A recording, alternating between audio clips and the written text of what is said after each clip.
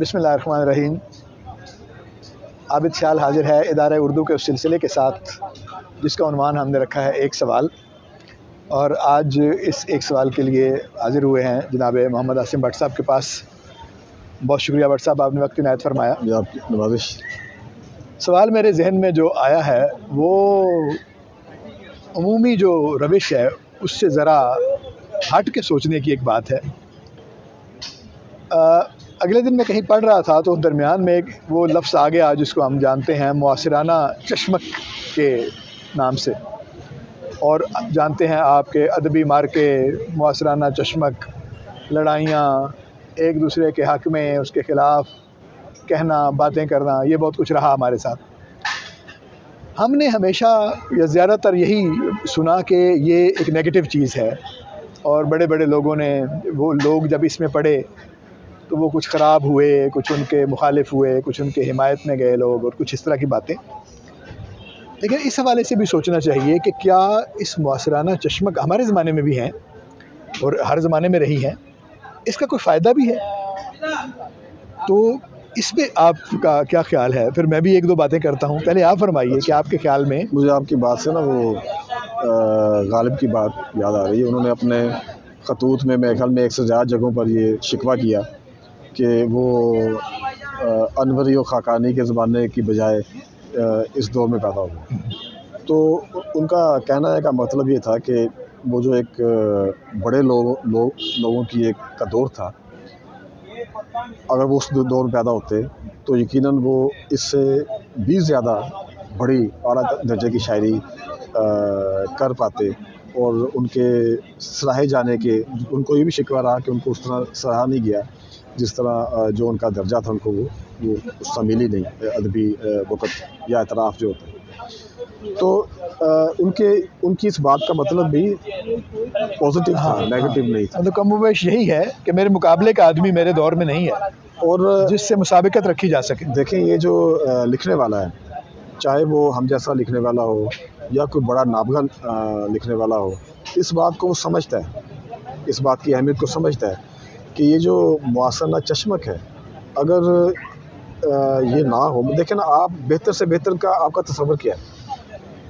मतलब कोई ना कोई तो मेरिट, कोई ना कोई तो एक हदफ होगा ना, मायार है, कोई ना कोई पैमाना है जिससे बेहतर आपने लिखा है। बिल्कुल। तो आपके अगर आपके सामने अगर वो हदफ ही नहीं है ऐसे, और वो क्या हदफ है, इस पे बहुत इन्हिसार होता है कि आपके अंदर उसको पाने के लिए कितनी कुव्वत पैदा होती है। ऐसे ही है।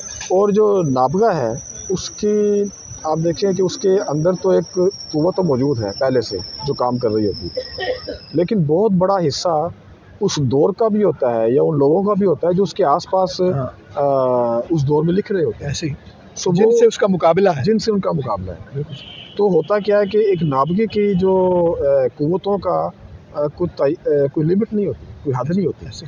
सो जितना ज़्यादा उसको एक चैलेंज मिलता है, उससे ज़्यादा उसके अंदर जो खिफ्ता कुव्वतें हैं वो बेदार हो जाए। बिल्कुल सही। सो ये एक बिल्कुल कुदरती शामिल है कि आप जितना ज़्यादा अपने आप को चैलेंजिंग पोजीशन में लेके आते हैं, उतने ज़्यादा आप प्रोडक्टिव हो जाते हैं। ऐसे ही।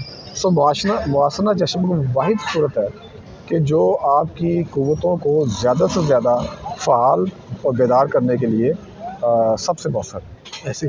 तो जो लिखने वाले हैं उनको पता है कि इसकी क्या अहमियत है। आप, मैं एक मिसाल दूंगा, फिर मैं आप भी बात कीजिएगा कि हम कहते हैं कि अदब का एक ज़री दौर था हमारे उर्दू अदब। जी। एक ज़माना था जो मेरा ख्याल है कि क़याम पाकिस्तान के बाद और कुछ पहले का भी ज़माना था कि जिसको हम ज़री दौर से इबारत करते हैं। और जब अगर आप देखें कि अफसाने के मैदान में बड़े लोग बैठे हुए हैं, काम कर रहे हैं, गुलाम बास है, मंटो है, बड़े बड़े लोग हैं, प्रेमचंद भी उस ज़माने में थे, और कृषि चंद्र हैं, बहुत से नाम हैं। नावल नगारों को आप देखें, और कुरतुल हैदर और अब्दुल्ला हुसैन, एक से बढ़कर एक है।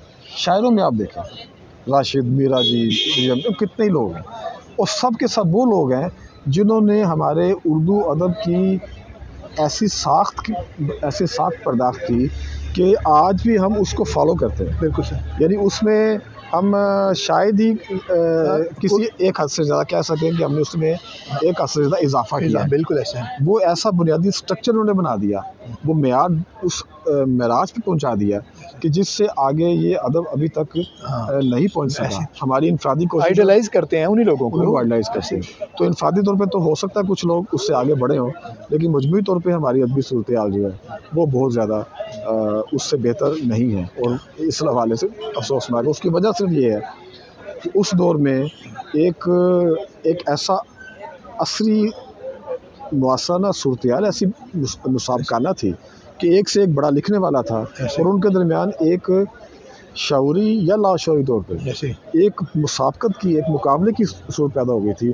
और लोग एक दूसरे से चाहे शऊरी तौर पर ना भी सही, लेकिन वो उनको एक चैलेंज होता था कि अगर उसने इस तरह का शेर लिख दिया ऐसे तो अब मुझे तो इससे हटके या इससे अलावा या इससे आगे का कोई बात करनी चाहिए। नहीं, ऐसा सिर्फ मतलब इंडिविजुअल की हद तक नहीं है, इंडिविजुअल भी थे ज़ाहिर है इनफरादी तौर पे ही, लेकिन नज़रियात जो हैं उनकी भी आपस में आवेजिश है। हाँ, इसी तरह जो असालीब हैं, हाँ, उनकी, अब कोई डायरेक्ट लिखना चाहता है, कोई जो है वो अलामती लिखना चाहता है, उसकी आपस में जो है असालीब की आवेजिश है। बिल्कुल ऐसा, बिल्कुल। कोई तरक्की पसंद है, कोई जदीदियत का दिल दादा है, उनकी आपस में है। लेकिन एक इस्लामी अदब वाले, एक पाकिस्तानी अदब वाले, नज़रियाती हैं सब लोग। बिल्कुल ऐसा, बिल्कुल ऐसा। उसके साथ जुड़ते हैं मौज़ूआती सतह पर, उस्लूब की सतह पर, ज़ुबान की सतह पर, हर सतह पर अपनी अपनी एक जुड़त रखते हैं और दूसरे के साथ कहें या ना कहें एक उनका एक इख्तिलाफ, एक उसका जो एक मुकाबला, एक मुसाबिकत जो है वो जारी है।